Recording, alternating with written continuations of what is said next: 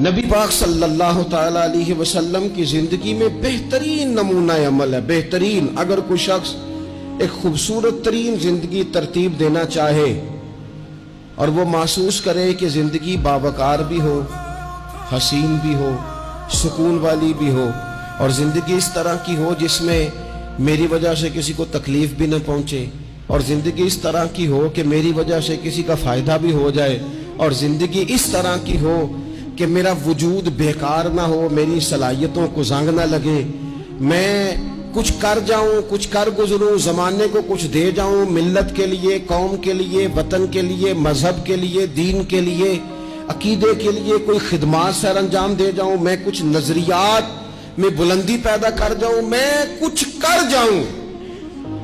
اگر کچھ چاہے کہ میں کچھ کر جاؤں تو لقد کان لکم فی رسول اللہ اسوۃ حسنہ، پھر اس کے لیے میرے نبی پاک کی زندگی ایک بہترین نمونہ ہے. بہترین نمونہ.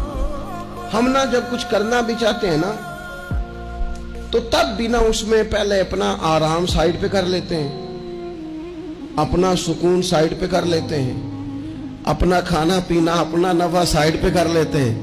پہلے ساری چیزیں اپنی ذات کی اس میں سے مائنس کر کے پھر ہم کچھ کرنا چاہتے ہیں. تو ایسا تو نہیں نہ کچھ ہوتا، نہیں کرنا کچھ نہ پڑے، نام زیادہ ہو، خدمت کوئی بھی نہ ہو، نمبر پہلا ہو، ڈیوٹی کوئی بھی نہ ہو، اجر سب سے زیادہ ہو.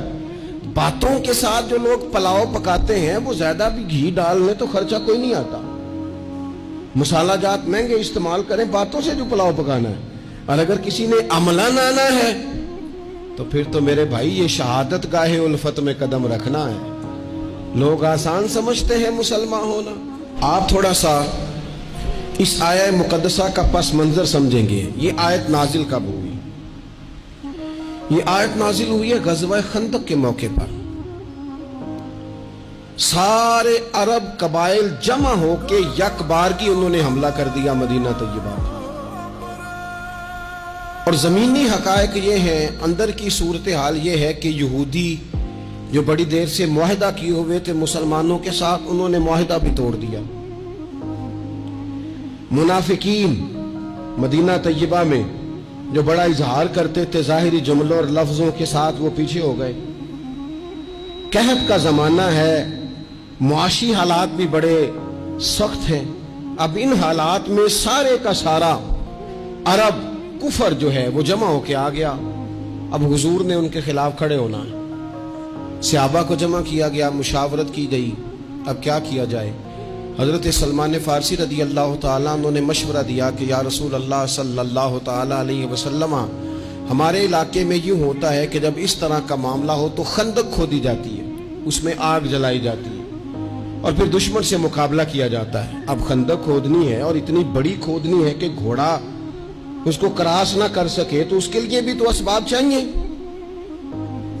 یعنی اندر بھی حالات اس طرح کے نہیں ہیں. جو مدینہ طیبہ کے اندر جو آبادیاں موجود ہیں وہ بھی سارے ظاہری طور پر ساتھ چھوڑ چکے ہیں، اور سامنے جو لوگ آئے ہیں وہ سارے جمع ہو کے یکبارگی آئے. اب مقابلہ ہے اور مالی حالات بھی کمزور ہیں. حضور نے فرمایا کھودو بھائی خندق. کیا غریبوں کے بچے صرف دکھ اٹھائیں گے؟ مسکینوں کے بچے صرف دنیا میں دکھ اٹھائیں گے؟ حضور نے لوگوں کی اس بات کو غلط کیا. جس طرح باقی لوگ خندق کھودنے میں مشغول تھے، اللہ کے رسول خود بھی مشغول ہو گئے. لوگ جیسے اندر سے مٹی اٹھا اٹھا کے خندق سے باہر لاتے تھے، نبی کریم بھی اٹھا کے باہر لاتے تھے. جتنی محنت دوسرے کر رہے تھے حضور اس سے ڈبل کر رہے. بلکہ صحابہ فرماتے ہیں درمیان میں کچھ ایسی چٹانیں آئیں جو ہم سے نہیں ٹوٹتی تھی، تو حضور نے فرمایا مجھے دونا تھوڑا، مجھے دونا اوزار، میں تمہیں توڑ کے دیتا ہوں. حضور نے باقاعدہ عملاً اس میں کام کیا. اور جب ہم نے کہا نا یا رسول اللہ ہم نے تو بھوک کی وجہ سے پیٹ پہ پتھر باندھے ہیں، تو حضور نے کپڑا ہٹا کے کہا تم نے اگر ایک باندھا ہے تو میں نے دو باندھے ہوئے ہیں. عملاً حضور نے حصہ لیا. ایک مہینہ پورا مدینہ طیبہ کا محاصرہ کیے رکھا کافروں نے، اور کڑاکے کی سردی، حالات اور طرح. ان سارے حالات میں یوں ڈٹ کے میرے رسول کریم نے مقابلہ کیا.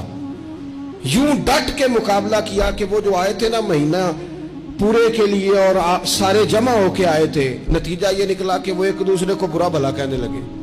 तू गद्दार है, दूसरा कबीला कहता तू गद्दार है, तूने कहा था जीत जाएंगे, तू हमें लेके आया था, तूने शरारत की थी। एक महीना मुहासरा करने के बाद वो सारे वहां से खाइब व खासर होकर जलील और रुसवा होके निकल गए। और इन सारे हालात में हुजूर यूं डट के खड़े हुए कि कमजोर पड़ने वाले लोगों से, परेशान रहने वाले लोगों से, छोटी छोटी बातों पर घबरा जाने वाली उम्मत से, और जरा जरा सी बातों पर टेंशन तारी कर लेना और काला जादू हो गया, नजर लग गई और फलाना आ गया और फलाने की वजह से ऐसा हो गया और फलाने ने मुझे यूं कर दिया और फलान की वजह से मैं कामयाब नहीं हो सका और फलाना मेरे साथ चलता। तो अल्लाह करीम ने इन सारी कमजोर बातें करने वाले हम जैसे लोगों को समझाया कि ये हालात देखो और मेरे रसूल का डटना देखो, और इन हालात में भी पूरे कुफर को भगा देने का अंदाज देखो। लक़द काना लकुम फी रसूलिल्लाहि उस्वतुन हसना, फरमाया तुम्हारे लिए मेरे महबूब की जिंदगी में बेहतरीन नमूना है।